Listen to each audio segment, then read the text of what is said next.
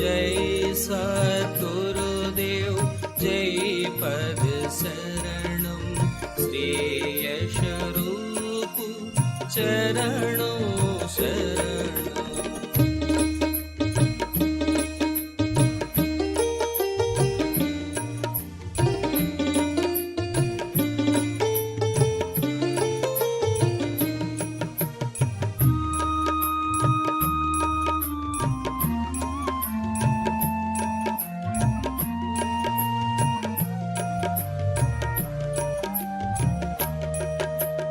जय सद्गुरुदेव जय पद शरणं। प्रेम का चौथा गुण है संतोष।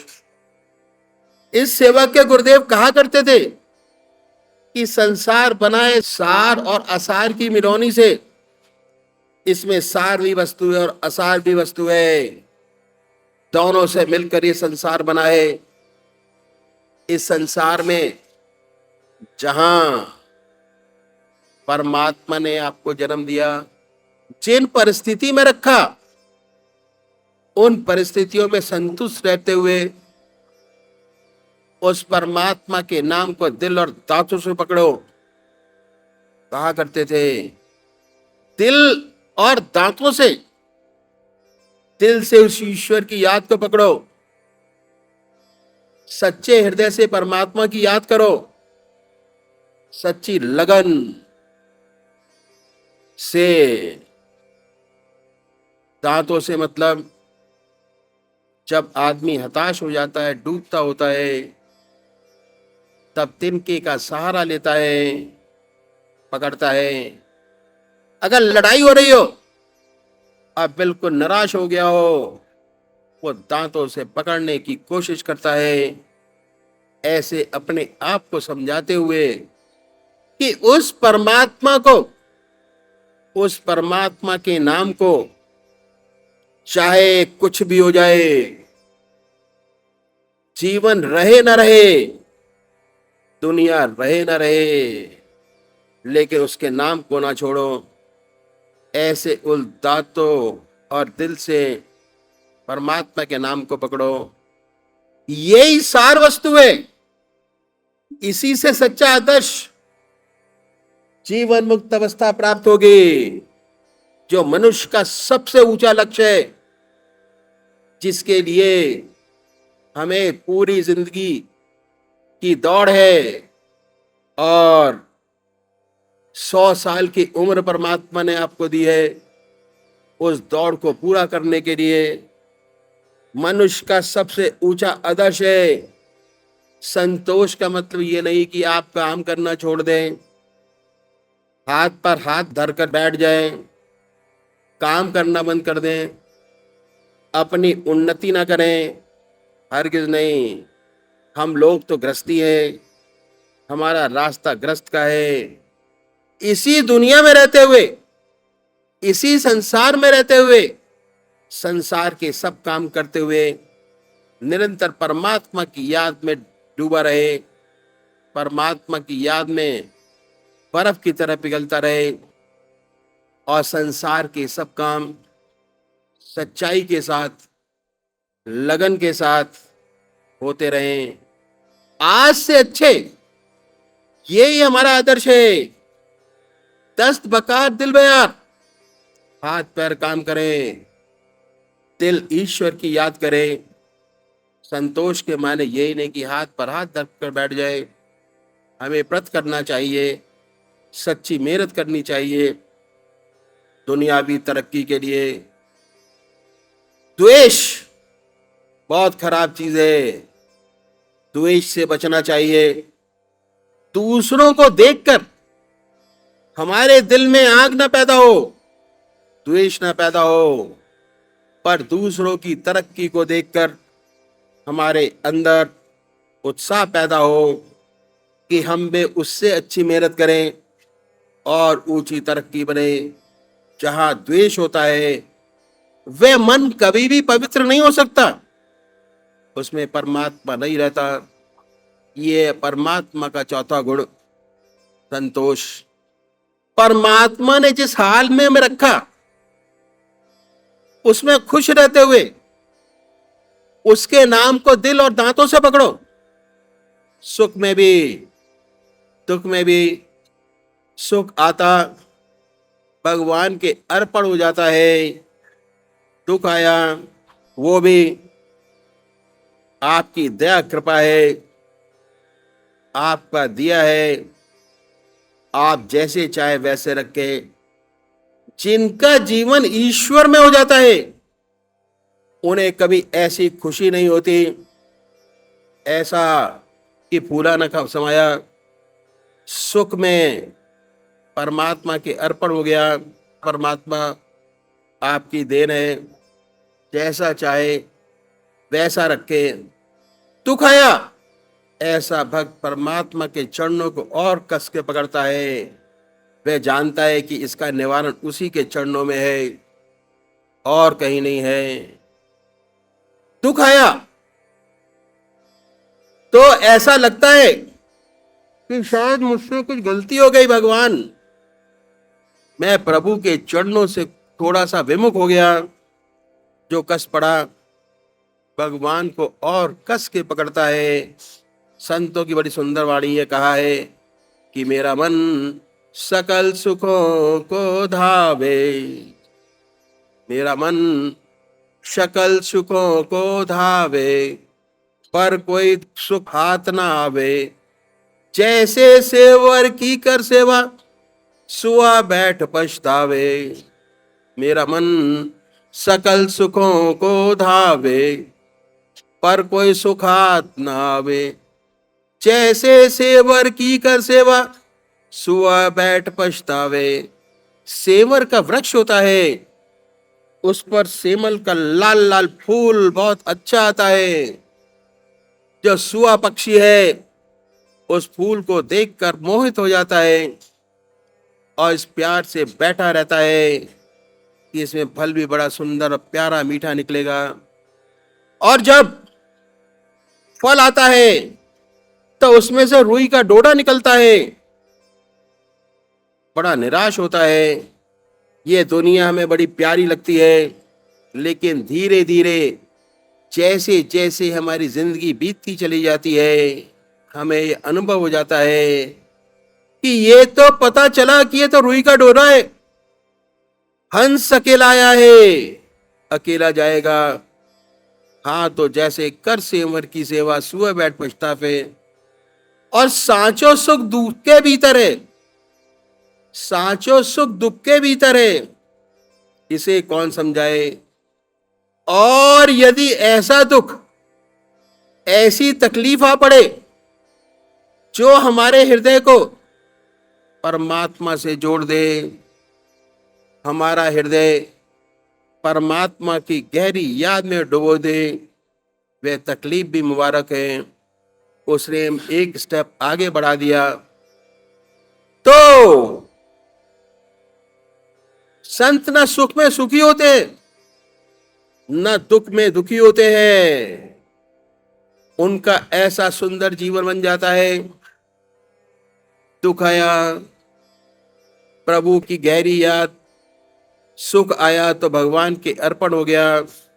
फिर यह विश्वास हो जाता है कि जब आखिरी वक्त आएगा तो अवश्य उसकी याद बनी होगी। यही भगवान ने कहा है कि जो मनुष्य मुझे याद करते करते अपना शरीर फूल की तरह छोड़ता है वह मुझे पाता है।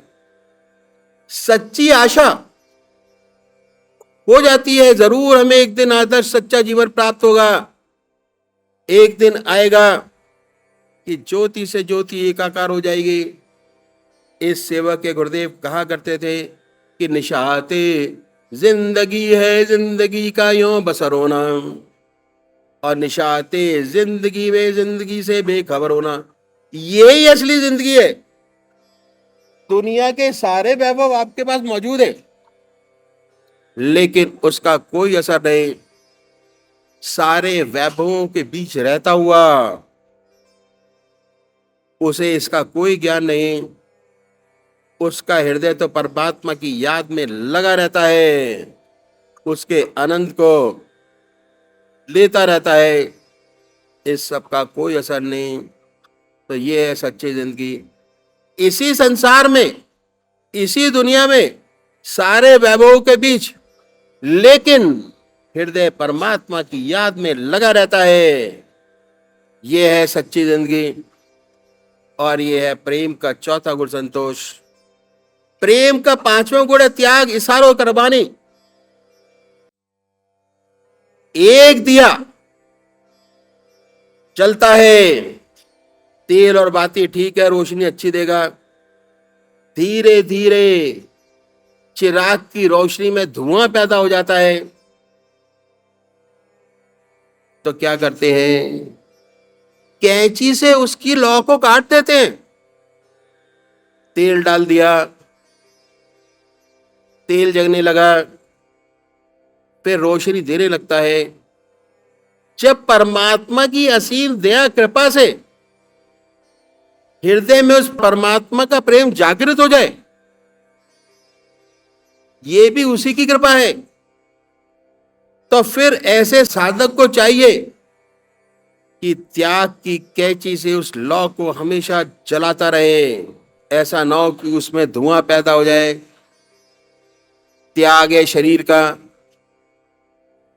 त्याग है समय का, त्याग है धन का। ये सब त्याग हमें अपनी लौ को कायम रखने में मदद करता है। और सबसे ऊंचा त्याग मन का। ऐसी लौ उसके नाम की हमारे हृदय में जागृत हो जाए, जो निरंतर जलती रहे। जब मन का त्याग हो गया, उसके बाद शरीर का त्याग, समय का त्याग, धन का त्याग अपने आप होना शुरू हो जाता है। निरंतर जलती रहती है। तब हमारे हृदय में अपना दीपक अच्छी तरह जल जाता है, दूसरे चिरागों को जलाता है। अध्यात्म का रास्ता, एक चिराग अनेक चिरागों को जलाता है। दिवाली वाले दिन एक चिराग से अनेक चिराग जलाते हैं। जब आपके हृदय में उस परमात्मा के प्रेम की लौ जागृत हो जाती है, तो जो दूसरे दीपक आपके संपर्क में आते हैं, उनमें भी आपको देख के वही रोशनी प्रकट होने लगती है। वही चीज ऑटोमेटिक ट्रांसफर होने लगता है।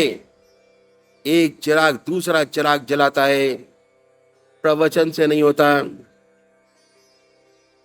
हमें ऐसा चिराग बनना है जिसमें परमात्मा की लौ हमेशा जागृत रहे।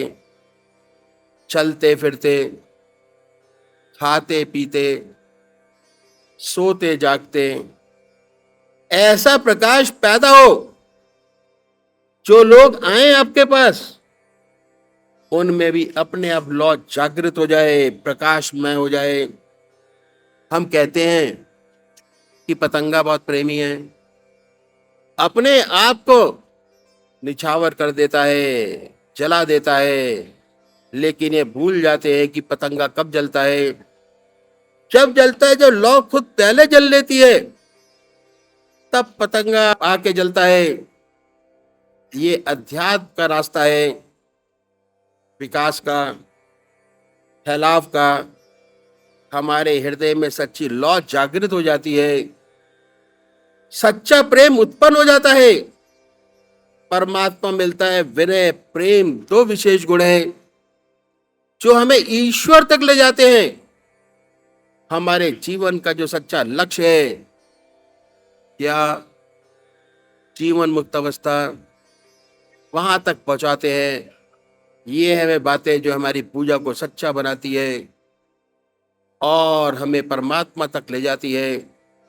विनय प्रेम बस भई भवानी, हसी माल मूरत मुस्कानी। विनय और प्रेम, जब ईश्वर सद्गुरु कृपा से साधक के हृदय में प्रभु प्रेम की लौ जागृत हो जाती है, समस्त मलक्षेप का नाश हो जाता है। हृदय निरंतर प्रभु प्रेम में सराबोर डूबा रहता है, आत्मयी अवस्था हो जाती है। हृदय निरंतर प्रभु प्रेम में सराबोर रहता है। साधक शांत चित हो, जीवन मुक्त अवस्था में बना रहता है। परमात्मा तू ही है, तेरी इच्छा पूर्ण हो।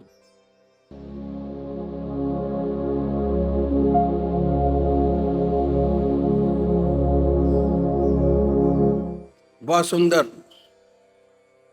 और सरल तरीका ध्यान करने का हमारे अखिल भारतीय सतमत सत्संग के बुजुर्गों ने बताया। बहुत सुंदर तरीका। सबसे पहले निश्चित कीजिए कि परमात्मा की कौन सी मूर्त आपको सबसे ज्यादा अच्छी लगती है। चुनिए, जिसमें भगवान की सबसे ऊंची भावना डाल सकते हैं उसको अपनाइए। नाम,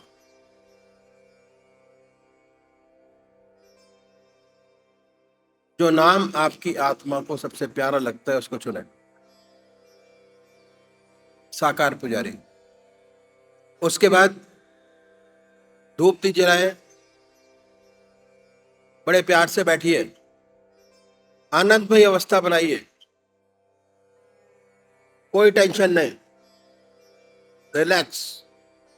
परमात्मा से प्रार्थना कीजिए, मुझे ध्यान नहीं चाहिए प्रभु, आपके चरणों में विश्राम चाहिए।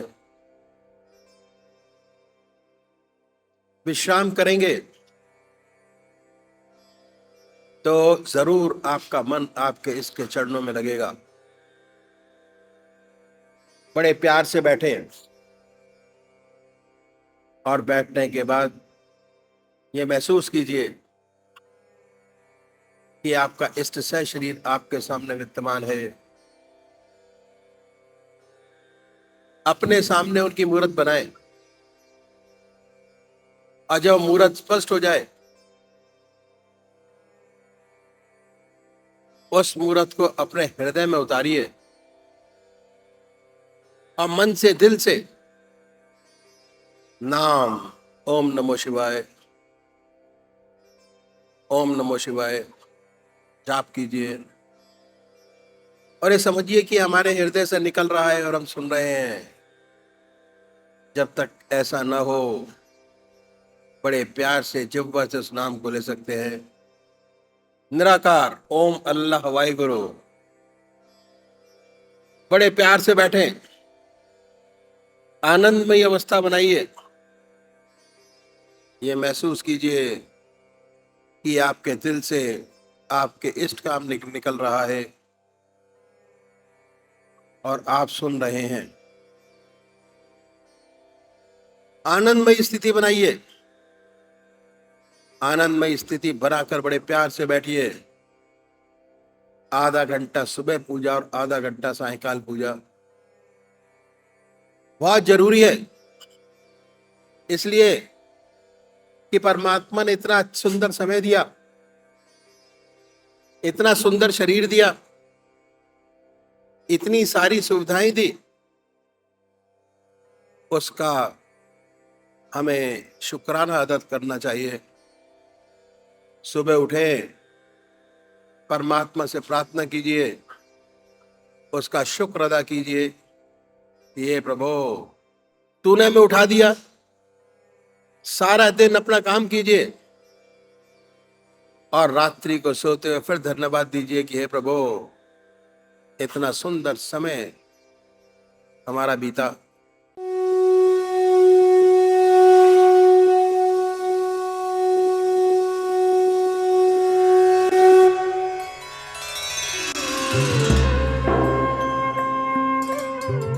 ध्यान योग के कार्यक्रम आनंद योग से निशुल्क जुड़ने के लिए संपर्क करें 9810239677।